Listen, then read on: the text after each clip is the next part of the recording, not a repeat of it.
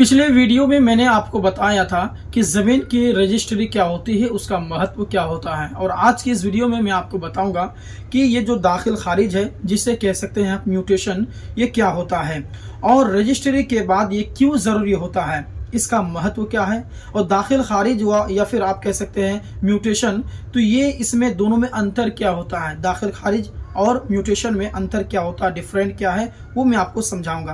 तो इस वीडियो को आप लोग शुरू से आखिर तक देख सकते हैं। अगर आप देखते हैं तो आपको मुकम्मल जानकारी हो जाएगी कि ये जो दाखिल खारिज है या फिर आप म्यूटेशन कह सकते हैं, ये म्यूटेशन कब होता है, ये क्यों जरूरी है, ये कैसे होता है और इसका महत्व क्या है, और अगर हम ना करें तो फिर क्या नुकसान होगा, और लाइफ में कितनी बार जमीन की म्यूटेशन होती है, आइए समझते हैं। देखिए, आइए सबसे पहले ये जान लेंगे कि रजिस्ट्री के बाद जो दाखिल खारिज यानी कि जो म्यूटेशन होता है वो क्या होता है। म्यूटेशन किस चीज का नाम है, किस परिंदे का नाम है, सबसे पहले इसको जान लीजिए। देखिए, जब आप किसी जमीन की खरीद बिक्री की रजिस्ट्री करा लेते हैं, जैसे आपने किसी से जमीन लिया, वो आपने उसके रजिस्ट्रेशन करा लिया, आपने रजिस्ट्री करा लिया अपने नाम पर, तो उसका मालिकाना हक, ओनरशिप आपके नाम पर ट्रांसफर करने की प्रक्रिया को दाखिल खारिज या फिर म्यूटेशन कहा जाता है।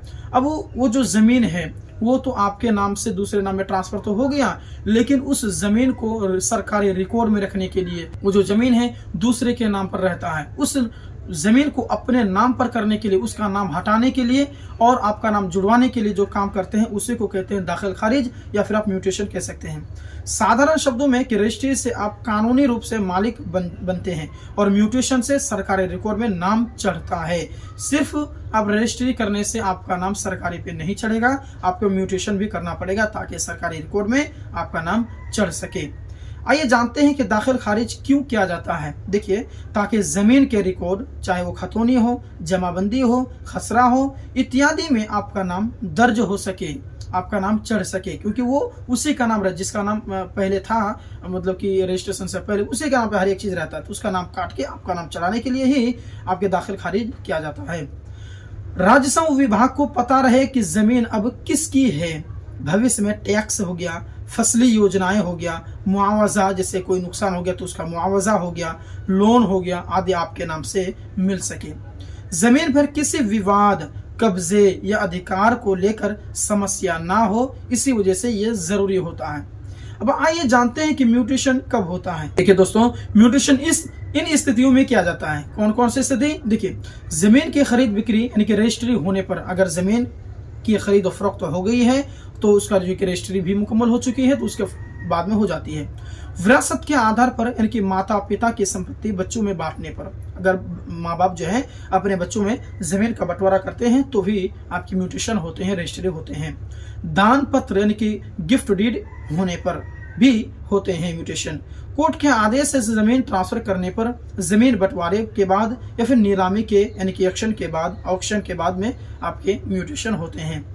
आइए जानते हैं कि म्यूटेशन क्यों जरूरी है। देखिए, सरकारी रिकॉर्ड में आपका नाम दर्ज ना हो तो कोई समस्या हो सकती है, मतलब कि कई समस्या हो सकती हैं, इसीलिए म्यूटेशन जरूरी है ताकि जो है कोई भी समस्या ना हो, सरकारी रिकॉर्ड में आपका नाम चढ़ सके।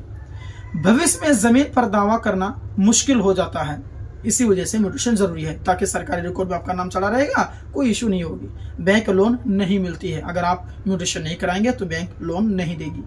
सरकारी योजनाओं का लाभ नहीं मिलता है, क्योंकि अगर आप म्यूटेशन नहीं करेंगे तो कोई भी सरकारी योजना हो वो आपको लाभ नहीं मिलेगा। मुआवजा दूसरी पार्टी को मिल जाता है, अगर जमीन मतलब कि धान हो या कोई भी फसल हो नुकसान हो जाता है तो उसको सरकार जो मुआवजा देती है, तो जिसके नाम पर म्यूटेशन पहले से क्या हो रहा था उसी को मिल जाएगा। अगर आप म्यूटेशन नहीं करेंगे तो जिसका नाम चढ़ा रहेगा उसी को मिलेगा। जमीन बेचते समय दिक्कत आ सकती है क्योंकि रिकॉर्ड में नाम पुराना ही होता है, इसलिए रजिस्ट्री के तुरंत बाद दाखिल खारिज कराना बहुत ही जरूरी काम होता है, करना होता है।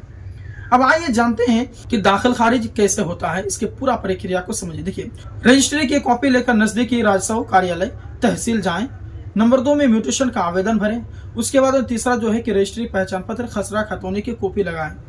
राजस्व कर्मचारी, लेखपाल, पटवारी जमीन की रिपोर्ट बनाता है। सत्यापन के बाद आपका नाम रिकॉर्ड में दर्ज कर दिया जाता है। आपको नई खतौनी जमाबंदी में आपका नाम मिल जाएगा, आप ऑनलाइन भी चेक कर सकते हैं। असल में दोनों शब्दों में ये आप जो कन्फ्यूजन थे कि म्यूटेशन और दाखिल खारिज में क्या अंतर है, देखिए असल में दोनों शब्द एक ही प्रकार के दो हिस्से हैं। दाखिल का मतलब होता है नया नाम जोड़ना, खारिज का मतलब पुराना नाम को हटाना, म्यूटेशन पूरा काम दोनों मिला करके, यानी कि नया नाम जोड़ना, पुराना नाम को हटाना, इसे कहते हैं म्यूटेशन। जानते हैं म्यूटेशन का महत्व को, देखिए जमीन का सही मालिकाना रिकॉर्ड में दर्ज उसका जो महत्व है उनमें से एक है विवाद हो गया, धोखाधड़ी हो गया और कब्जे से बचाव के लिए, बैंक लोन, फसल बीमा, मुआवजा, जमीन अधिग्रहण में लाभ के लिए, भविष्य के लिए, जमीन की कानूनी सुरक्षा के लिए और बेची बिक रही जमीन में पारदर्शिता के लिए, ये आपके इसके इसी चीज के लिए म्यूटेशन होते हैं। तो आज की इस वीडियो में मैंने आपको म्यूटेशन से संबंधित, दाखिल खारिज से संबंधित मैंने आपको हर एक चीज बता दिया कि म्यूटेशन होता क्या है, ये दाखिल खारिज होती क्या है। और इससे पहले भी मैंने रजिस्ट्रेशन से संबंधित मैंने आपको बताया था। इसी प्रकार से आपके मन में कुछ कंफ्यूजन है, कुछ पूछना चाहते हैं तो कमेंट जरूर करेंगे। नेक्स्ट जो क्लास होगी, नेक्स्ट जो वीडियो आएंगे वो आप ही के सवाल के अकॉर्डिंग आएंगे। इसीलिए आप लोग इस चैनल को सब्सक्राइब कर लीजिएगा, इस वीडियो को लाइक करके इस वीडियो को अपने दोस्तों में शेयर भी कर लीजिएगा।